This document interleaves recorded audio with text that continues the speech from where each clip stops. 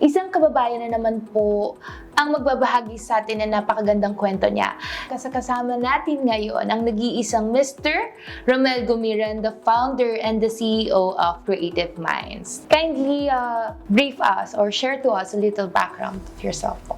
I am an electrical engineering by profession. Na-engage ako sa business because my passion is doing business ever since. Since I was in elementary, I love to sell goods. I love to sell anything that Ano yung mga can help us to.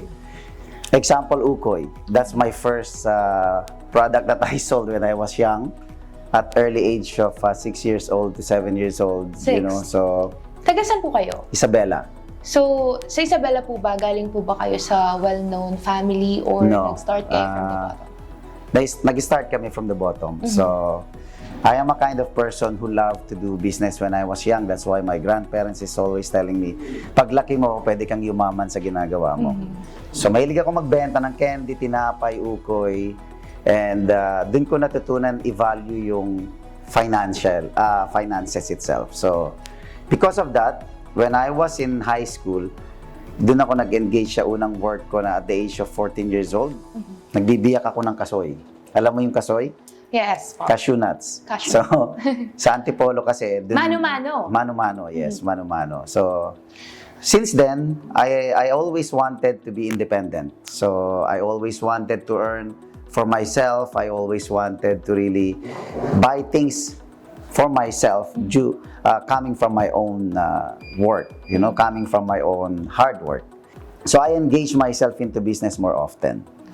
But I met a guy from a network marketing industry who mentored me and At helped 14? me at the age of 19 na, 19-20. So when I was in college, so minentor niya ako kung paano magnegosyo talaga.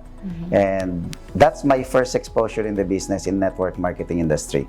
And in my first 2 years, I gained my first million income in the network marketing industry. So since then, I'm always doing network marketing business. But after that, I shifted myself into traditional business.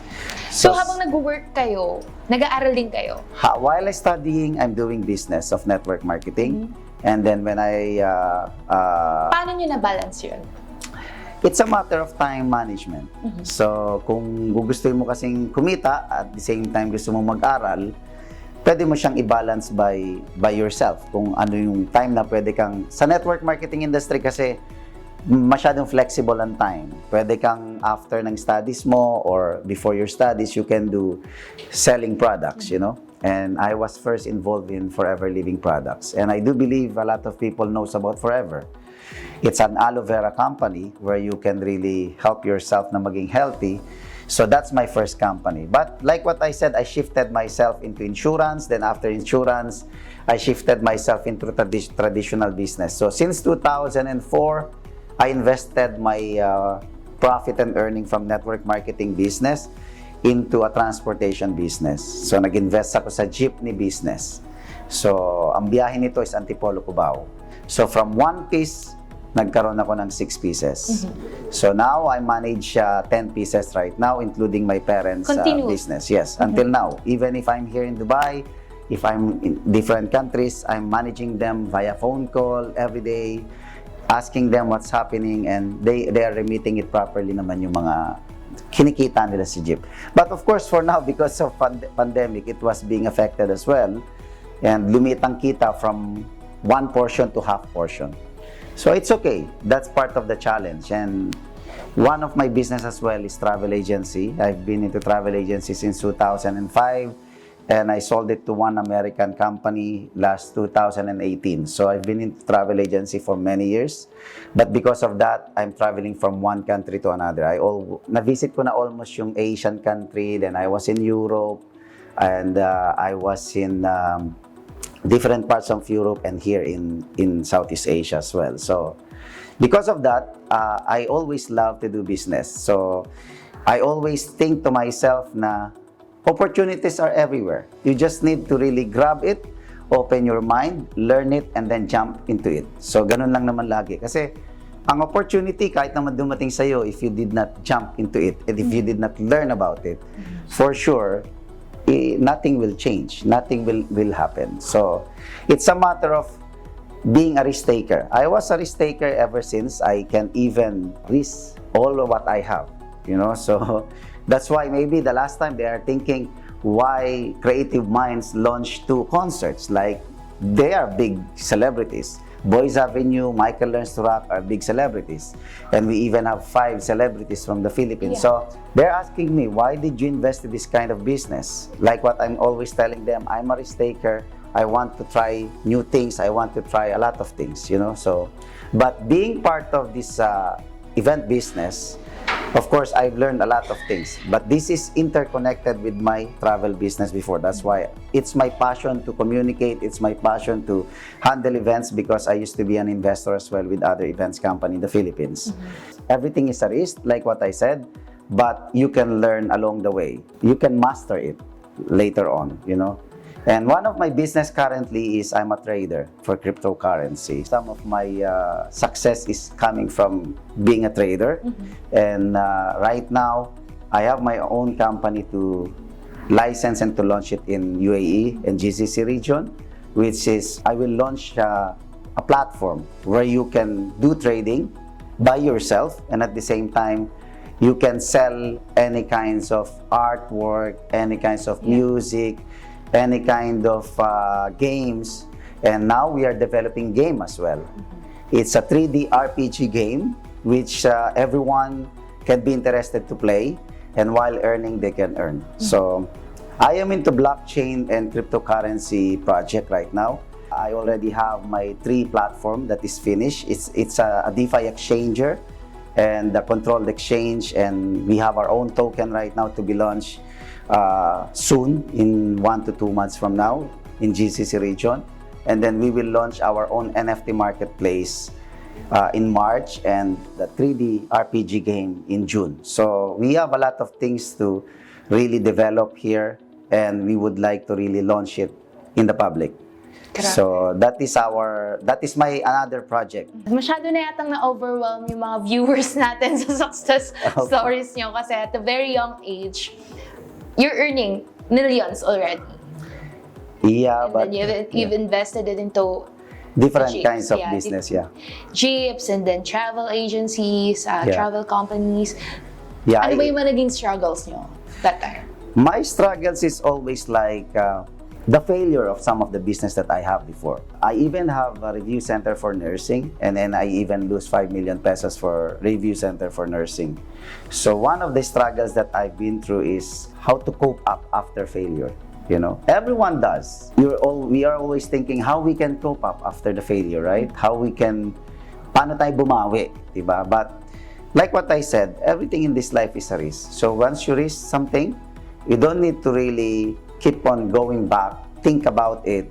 You just need to move forward and always look for a positive things to happen again after the failure. Because if you did not fail, you may not even know kung success ba ang mararating mo or hindi, right? And that failure helps me and teach me how to become strong as a person, as a businessman, and how to think clear on what to do next. You know, so yun na natutunan ko naman with that failure. So ang failures hindi naman ganun kasi ibig sabihin na parang pag nag-fail ka katapusan na ng mundo. I have some businesses na nag-fail din, like merchandising for window blinds, and then training center for OFW, and review center for nursing because I'm a nurse graduate as well. There are some businesses na hindi nagpa-pan out. May mga businesses na nag-pan out din naman. Like my jeep from one piece, dumami. So sometimes it's not about luck. No, it's about yung mga taong nakakasama mo sometimes sa business, and at the same time wrong execution ng plan sa business. So luck is always there. You just need to really work for it. Okay. You know, because sometimes I don't believe on luck, but sometimes people think that there's a luck. And I think it's just a matter of hard work and belief on what you are doing. Okay. Sobrang busy nyo. So, sobrang busy nyo, may mga hobbies pa po ba kayo? Yeah, my hobbies is swimming.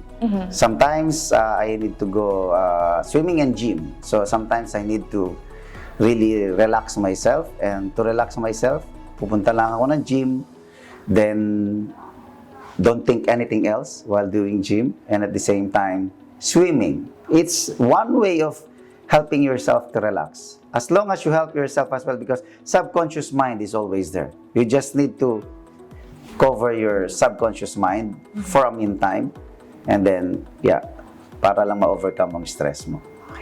Paano po kayo napunta sa Dubai, knowing na napaka-successful niya na back then dito sa Pilipinas? Yeah, I was in Dubai. It is because previously my company where I work with wanted to launch the crypto project in Dubai. And that's something that I can say failure as well on the side. But I've learned a lot of things on that. But because of that, they asked me to launch their company here. But with that company, I gained a huge success.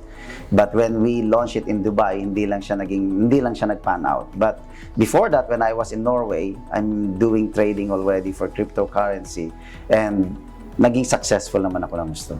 Who are the people that inspires you? The peoples that inspires me are those people who are trusting me.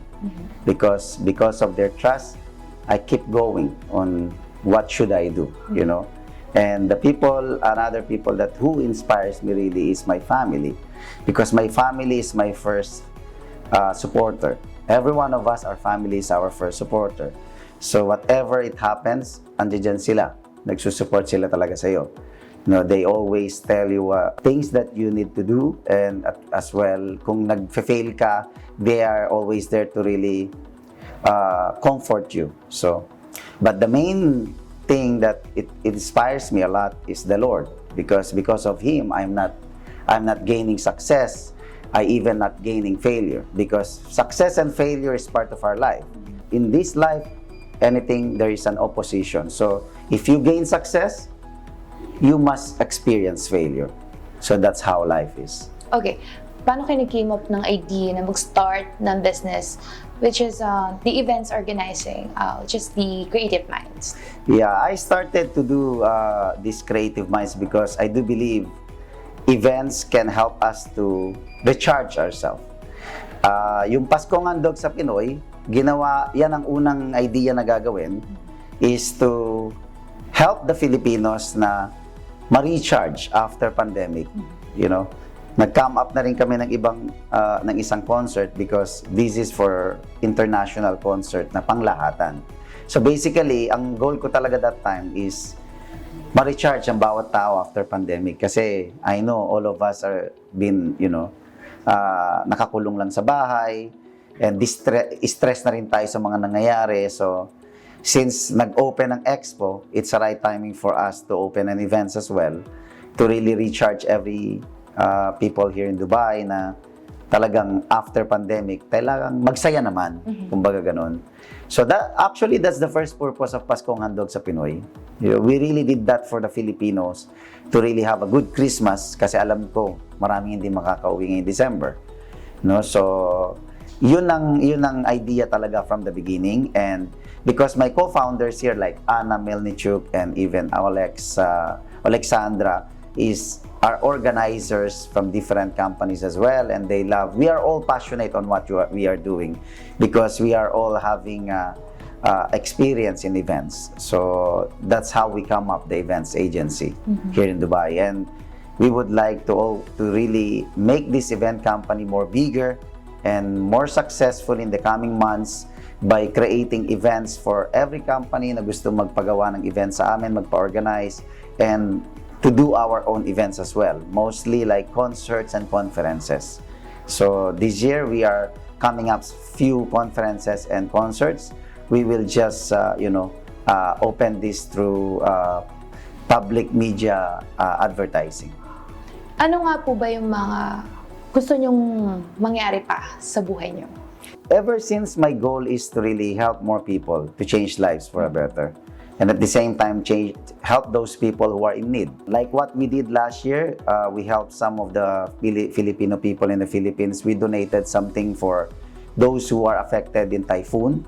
So in the future, I would like that my project will become successful, and part of my token will be separated for the charity to give to the people pagka may mga nangyayaring calamities sa bawat country. So that's my goal for my project for the cryptocurrency. Magkaroon ng foundation to help people, those who are being affected of whatever natural disaster that it may come. For me, success, since 20 years old, I achieved success. So for me, I already experienced different kinds of lifestyle in this life.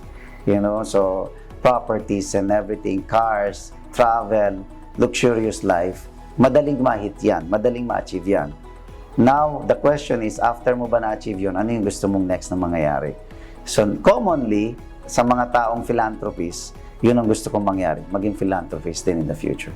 Any advice to our fellow kababayans na nagsusumikap na makaahon sa kahirapan? Sa mga kababayan natin na nagsusumikap, just have confidence to yourself, trust the Lord, work for it, whatever opportunity it may come up. Maraming tao na sinasabi, napakaswerte mo naman kasi yumaman ka, o kaya naman napakaswerte mo naman kasi pinanganak kang mayaman. Iba-iba lang talaga ang estado ng buhay.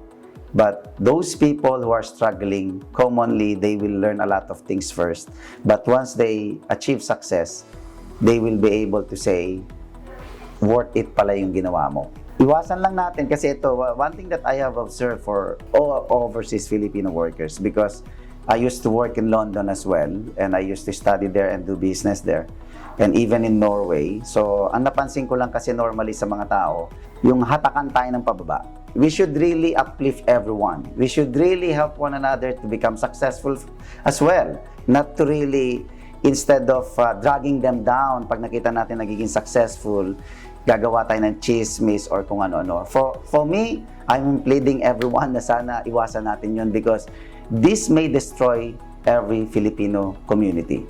To be honest, I've seen a lot of Filipino communities na ganito. My advice is be open-minded and always ask for the guidance of the Lord, so that all of us may have a clear mind and clear thoughts on achieving our goals by ourselves. And the good thing here, if we help one another, we will come up with a good result and success together. Thank you so Thank you so much. Mr. Romel Gumiran, the founder and the CEO of Creative Minds.